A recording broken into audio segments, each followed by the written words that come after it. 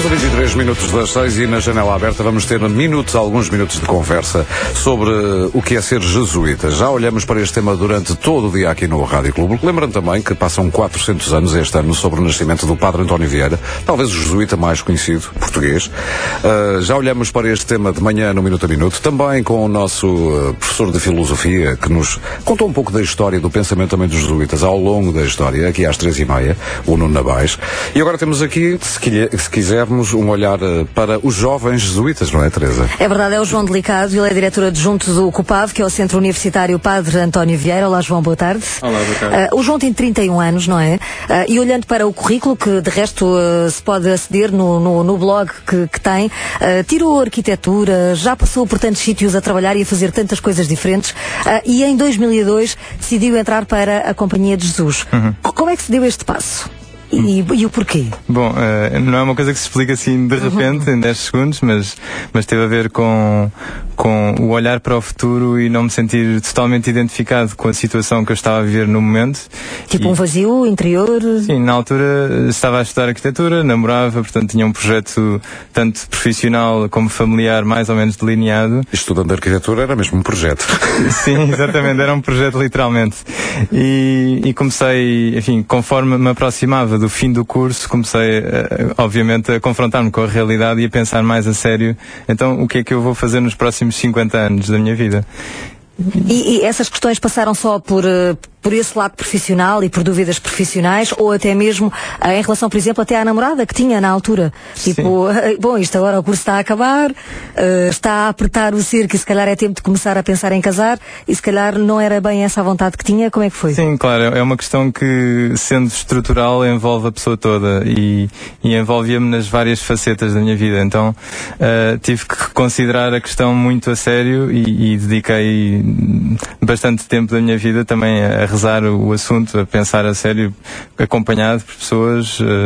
Tipo, será que é isto que eu quero? Sim, sim. E hoje essas dúvidas dissiparam-se porque também já sabe como é que vai ser a sua vida daqui a 50 anos, na realidade, não é? Agora já faço uma ideia mais correta ou mais afinada do que é que será. E de facto é um caminho que não é definitivo, ou seja, não é uma iluminação que uma pessoa tem e de repente tem a certeza absoluta.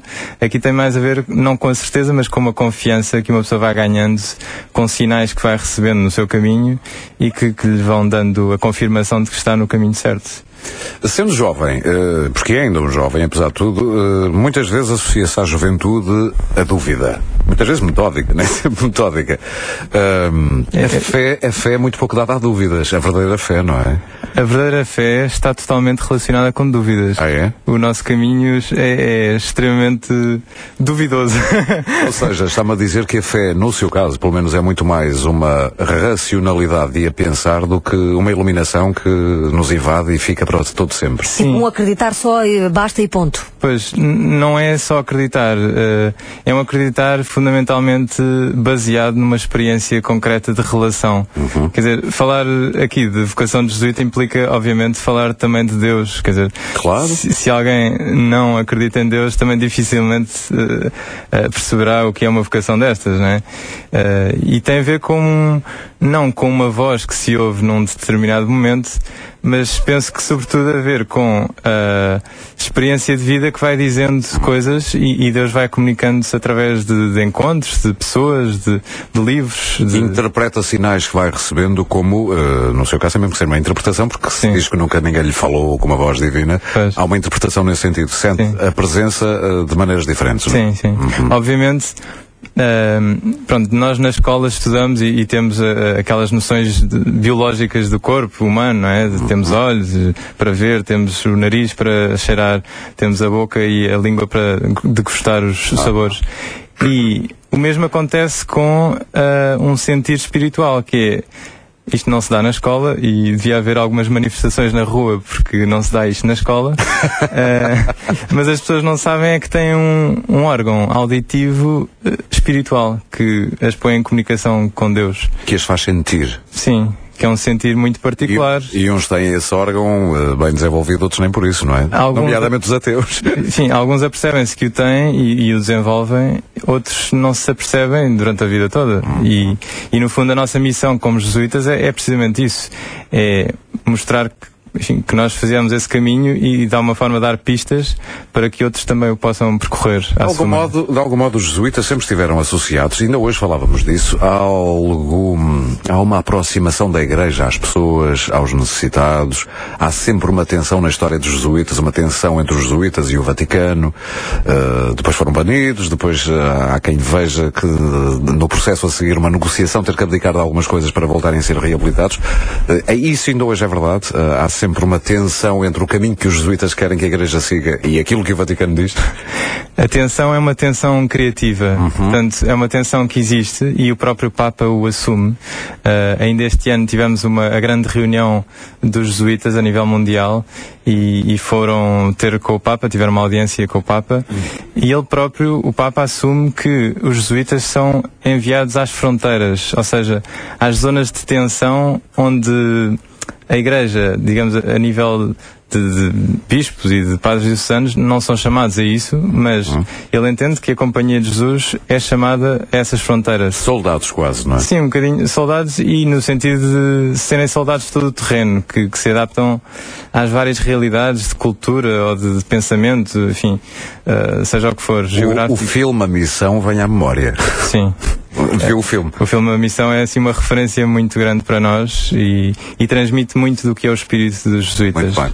Daqui a pouco tenho aqui esta pergunta, porque eu fui ao seu blog. Aliás, quem quiser visitar é www.joaodelicados. Delicado SJ.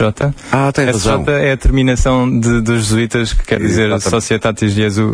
Exatamente. Em latim, não é? Em latim. joaodelicadosj.blogspot.com. Há lá uma pergunta muito interessante que uma miúda de 14 anos lhe colocou no acampamento há 3 anos. E se o céu for uma seca? A resposta daqui a pouco. Rádio Clube. Janela Aberta. O João Delicado é o nosso convidado aqui no Janela Aberta, é diretor adjunto do CUPAV, o Centro Universitário Padre António Vieira, é jesuíta e o João tem um blog. Há aqui uma pergunta interessante que lhe foi feita, não é, João? Aqui há 3 anos, num campo de férias, uma jovem de 14 anos perguntou-lhe: e se o céu for uma seca? João, o que é que lhe respondeu? Na altura deixou-me a pensar bastante tempo, porque nunca me tinha colocado tal questão. Mas depois de meditar um bocadinho, percebi que tinha lógica. E de facto, nós quando falece alguém, costuma-se rezar pelo seu descanso eterno. E eu costumo dizer que isso é uma coisa que não me descansa nada. O descanso eterno soa aborrecimento, soa a seca, não é? Portanto, é uma imagem assim um bocadinho deturpada do céu. Como é que nós podemos saber qual é a verdadeira imagem do céu? Bom, como eu digo aí no texto, não é fácil de saber, nunca saberemos até lá chegar. Mas o facto de acreditarmos em Jesus e Ele nos falar de uma coisa que é altamente desejável, que é o máximo que nós podemos desejar, só podemos imaginar que é melhor do que qualquer coisa que obtenhamos aqui na vida terrena, digamos assim. Falou aí de Jesus. A Igreja, para muita gente, está tão longe do exemplo de Jesus, um homem que pregava o desapegamento. Aliás, a frase é célebre, parece um clichê, mas é verdade. É mais fácil um camelo entrar por um buraco de uma agulha do que um rico no céu. Mas essa frase parece que não vinga muito no dia de hoje, ou estou errado?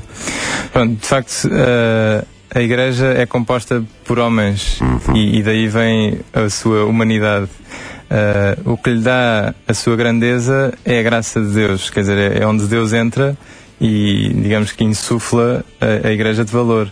Agora, se confiarmos demasiado nas nossas qualidades próprias e por aí fora, e se nos centrarmos demasiado nos homens, aí sim, fartamos a encontrar erros e se calhar exageros e enfim, quedas, mas que são naturais. A Igreja tem uma oportunidade de ouro face ao mundo que vive em crise. Este fantasma 2009 vai ser pior, está tudo posto em causa. A Igreja pode ter aqui um papel importante e criativo?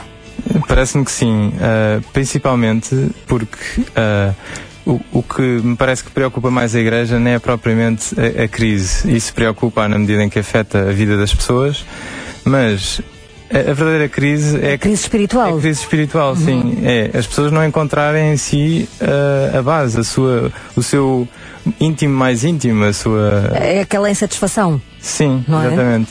É? E a Igreja pode proporcionar conforto espiritual numa altura em que ele é preciso. Está preparada para isso nesta altura? Mais do que conforto, parece-me que é o desconforto, ou seja, o tirar as pessoas do sofá, porque parece-me que as pessoas e nesse sentido a crise até é positiva, as pessoas estão demasiado acomodadas.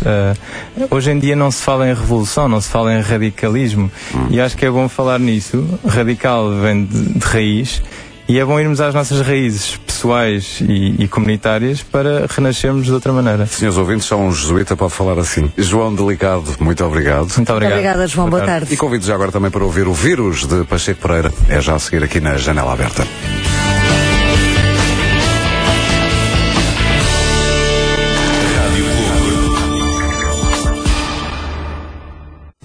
Ora, aí está, o Vírus de Pacheco Pereira, sempre para recuperar a 10 minutos das 6 da tarde. Ainda temos connosco este jovem jesuíta, o nosso convidado João Delicado, que é um grande esportista, não é? Já praticou variadíssimas coisas. Pentatlo moderno, não é? E também o triatlo, e aqui no blog, inclusive, tem algo escrito em relação a uma prova de triatlo em que participou. Um recadinho aqui à Vanessa Fernandes, não é? Cheguei à frente da Vanessa Fernandes, diz assim. É claro que é uma brincadeira, não é? É uma brincadeira, sim, claro. Enfim, o meu nível está completamente abaixo da Vanessa. Enfim, ela é atleta olímpica, eu sou um mero amador, e amador no duplo sentido. Não ser profissional e também de gostar de praticar o desporto. E não só, diz-nos aqui que também gosta muito de dançar. O que não é muito comum ouvir alguém, tipo um jesuíta no caso, dizer: eu gosto muito de dançar. Sim, é verdade. Ou então se calhar nós é que temos uma ideia errada, claro. Não é? Temos a ideia de que parece que as pessoas seguem as suas vocações e já não são humanas, ou deixam de ter os gostos que muita gente tem, não é? Se virem, aliás, um dos textos que eu tenho aí no blog fala precisamente voltando à imagem do céu. Parece-me que uma imagem ajustada do céu pode ser uma dança em que todos entramos e que entramos na dança de Deus. Olha, bora dançar, João Delicado. Muito obrigado por ter vindo mais Muito obrigada, boa tarde. Daqui a pouco no sofá com o Nuno Costa Santos. Rádio Clube. Campanha de Natal Automotor.